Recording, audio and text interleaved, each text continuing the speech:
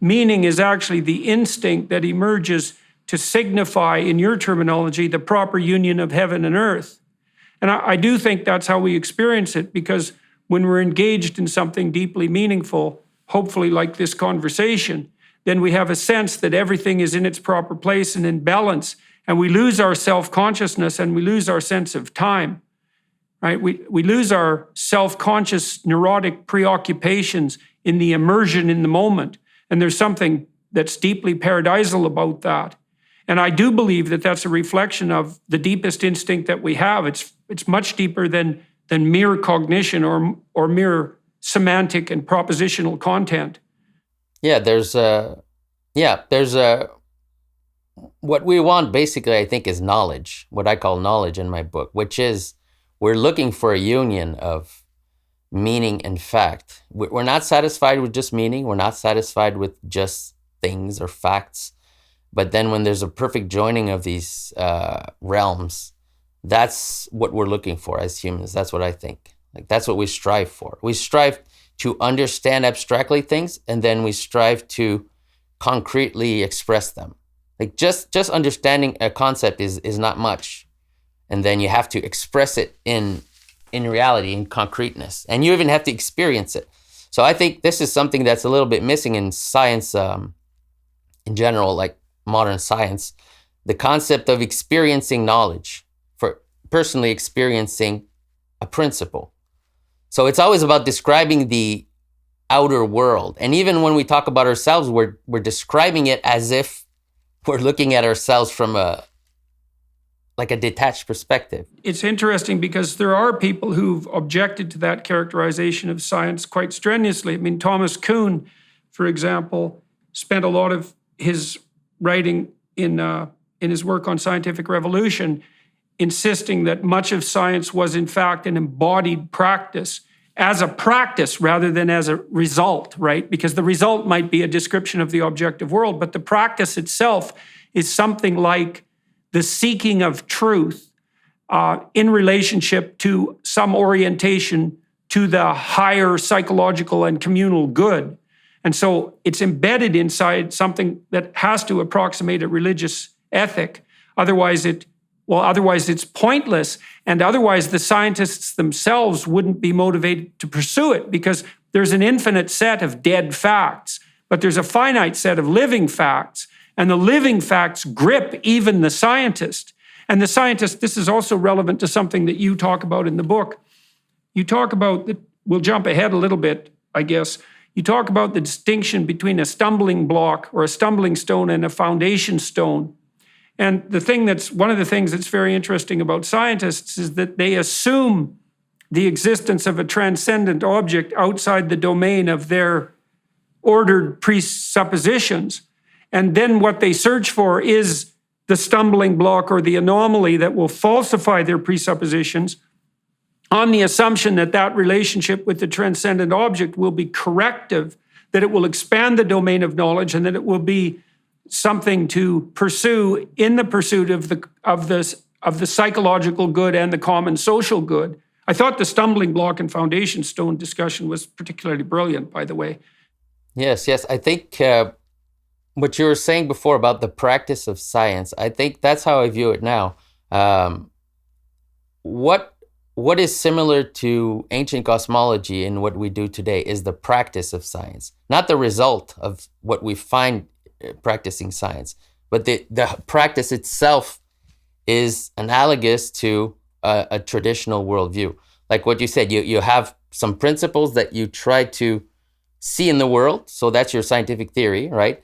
And then you expect to have some obstacles to your theory. And when you find obstacles, you don't necessarily get discouraged. You see it as a possible way to grow your own theory, to make it even more inclusive, to make it even more explanatory. So that process, that is what the Bible is talking about, that very process. And you refer again to, in the beginning, God created the heaven, spiritual reality, and the earth, corporeal reality. And then you quote Genesis 1:2. The earth was confused and meaningless. Darkness was on the face of the deep, and the breath of God hovered over the face of the waters.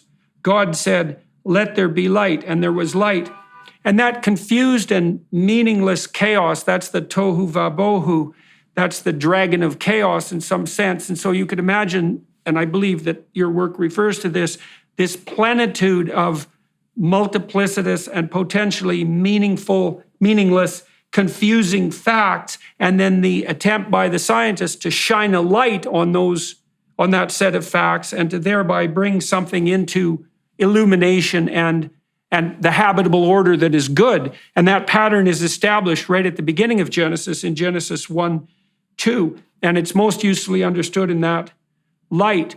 In that chaotic deep that God confronts, that horizon of potential, in the biblical language, is a strange amalgam of the psychological, because it's confusing and off-putting and strange and mysterious and potentially awe-inspiring, but it also has this material element which is symbolized by water or the darkness or the deep.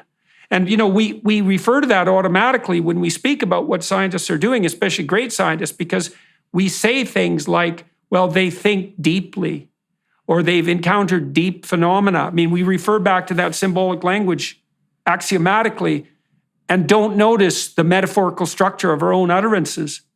Yes, definitely. So if we just look at science as a process instead of what science comes up with as a model of the universe, then we see the same patterns as what's described in the Bible. In fact, if anyone today that has more of a scientific mind wants to understand the story of Adam and Eve, you should read it as a scientist. So Adam is like a scientist who's trying to understand reality and trying to impose his theory upon reality. So that is, Adam names the animals. That means he's trying to impose meaning on reality. And then this answers kind of the question, why did God create Eve in the narrative of Adam and Eve? Because that's actually a good question. He might have just created the man without the woman, right? But if you're a scientist, you can easily understand that, because the reason why he creates Eve is to counter what Adam is doing. And it's pretty clear in the language. If you read it in the original Hebrew, there's a lot of hints to that.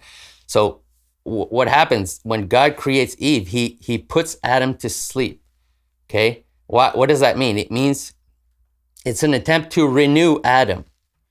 Okay, so he loses his consciousness. So sleep is like a little taste of death, basically. It's like a cyclical thing where you lose your ability to control and to name and to command things. So that's what happens when we fall asleep. Our mind loses the command of the body, right? So that it's like a counterpoint to what Adam just did. Adam just names the animals. He's naming everything. He's using his authority to say, this is the name of this phenomenon. This is it. This is like a scientist who has a theory and he's seeing if it works, and it's working. And then it says it's not good that Adam is alone, basically. Because why? Because he needs a feedback mechanism for what he's doing, for his naming. Because he can name phenomena, but he can't name himself. He can't see himself. Because he has a perspective. He's using his own perspective to view the world. But then he never bothers to, or he can't, rather, look at himself. So what he needs is what's called sometimes a foreign perspective, okay? So he needs, this is what Eve represents. So he falls asleep, and then it says, God took his side, and built a woman into it. See, the word for side also means stumbling stone. See, so the side that he took, it also means a stumbling stone. So that is exactly what it is. But it's a good stumbling stone. And this is very important. Well, Ben Shapiro told me that the original Hebrew for what's translated as helpmeet in the King James Version is actually something like beneficial adversary. It's because it says God created a help against him. That's literally what it says, a help against him. But obviously, the purpose of God creating Eve is not to destroy Adam.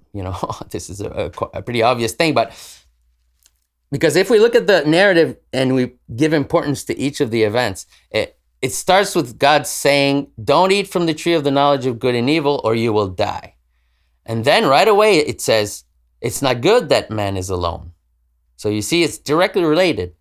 The creation of Eve is related to the fact that he just told him, don't eat from the tree of the knowledge of evil or you will die.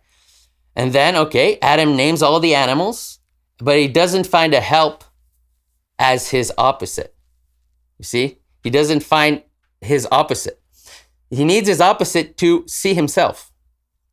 That's the idea. He needs like a mirror to look into where he sees an inverse image of himself. So the left and the right are flipped. Women really do, this would be associated with their association with the serpent in the Garden of Eden, as well as women really do provide a critical mirror for men. And that's partly because they're hypergamous. And so women judge men more harshly in many ways than men judge women. Now, it's ambivalent, but there's some truth in it. So, for example, on dating sites, women rate 80% of men as below average in attractiveness, whereas men rate 50% of women as below average in attractiveness in relationship to potential short-term or long-term mating. And so and it's clearly the case that Eve becomes self-conscious in the story of Adam and Eve and then makes Adam self-conscious. The scales fall from both their eyes and now they can see their own nakedness. And their own nakedness is in some deep sense their own vulnerability.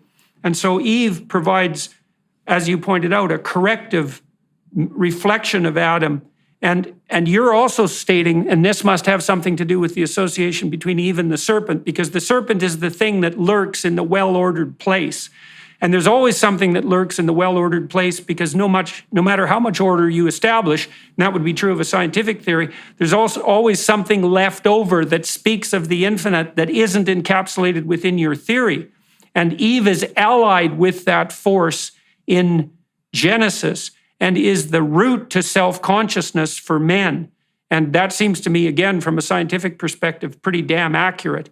And then you might think as well that part of the reason that women make men self-conscious is because they're mediators between men and infants. And because women become pregnant and because they give birth to extremely dependent and fragile infants, they are more conscious of life's catastrophe and tragedy and more conscious of the necessity of knowledge serving life and always serve as a reminder to men that their capacity for abstraction and naming, let's say, isn't sufficient to exhaust the proper possibilities of life, that all that abstraction still has to serve life. Yes, exactly. She represents the opposite of Adam, really. That's exactly what it is. It's actually pretty, once you know these things, you can see it very clearly in this story. So, like I said, Adam, his job is to name the animals. So what does Eve do? She listens to the animals. That's one way to see it. So why is she talking to the snake? This is a question nobody asks themselves, which is interesting. People sometimes say, wait, why is this snake talking in this story? Because that's obviously an anomaly. I mean, snakes don't talk, right? So why is this snake talking? But the real question they should be asking themselves is, how can Eve understand the snake? How does Eve know how to understand what the snake is saying? Because that's what Eve has. Adam has the ability to name the animals. So this is what you are, this is what you are. And it's a general, it's a way to symbolize the general idea of assigning meaning to things or imposing meaning upon things. And what Eve does is she does the opposite. She mediates with the earth. That means with matter that has no meaning or that has not been given meaning, and also with things that Adam has named, but that are not satisfied with the meaning that Adam has given. So we can actually think that that's what the snake is up to a little bit in the story. So it represents basically, so we can say Eve is mediating the perspective of the earth or of nature. So this story is really, really deep. I mean, it represents basically the right wing and the left wing. If you look at it at a bigger scale, at a political scale, Adam is the traditional perspective. He represents, we have tradition, we have the past, we have our insights from the past, and we order things according to that. So that's what Adam is doing. Eve really represents the left wing. She represents, I'm going to listen to nature, and if it doesn't agree with what Adam is doing, I'm going to try to mediate that. So the ecological movement represents basically what Eve is doing. It represents the feminine aspect as described in the story. So it's about, maybe the snakes is not happy with the name that Adam gave the snake. You see what I'm saying? But it's just a general symbol for anything that you can impose meaning upon, can then turn around and say, complain about it. No, I disagree. I mean, every phenomena has a finite aspect that's categorizable and that can be subdued and brought into a kind of cognitive order, but it has a transcendent element that constantly escapes from that and that has to be taken into account. And the problem with imposing an order that's final on anything is that you lose the connection to the transcendent. And then you can think about that on an even broader scale, which of course you've done, which is that the garden that Adam and Eve inhabit, where everything is named, is a kind of order that's imposed, and it's reasonably well balanced, but there's still always that possibility that something that hasn't been taken into account yet is going to upset the apple cart. And then there's an even broader possibility that in the highest possible sense, that it's good that the apple cart gets upset because it produces an advance towards the next stage. There is a sense in which, and Christianity makes this, the Christian corpus of thought makes this quite clear, there's an aspect in which the fall from paradise is a cosmic cataclysm and that it propels human beings into the suffering of history. But it's also the precondition for the emergence of the higher order that's symbolized by the voluntary sacrifice of Christ as a culmination of the entire biblical narrative. And there's some implication there that to become innocent once again, like we were in the Garden of Paradise, but to be self-conscious and knowledgeable as adults at the same time is actually better than the kind of unconscious paradisal state that we inhabited before we became self-conscious, let's say in the Garden of Eden. I think it was T.S. Eliot who said something like, we need to return to the beginning and know the place for the first time. And that's the fundamental theme of the, let's say, the Exodus narrative, where there's a fall from tyranny into the desert and then a movement toward the promised land. But it's the meta-narrative of the entire Bible, and it's something like a description of the structure of cognitive and conceptual revolutions towards a higher and higher form of unification, differentiation, and plenitude. That might be a good way of thinking about it.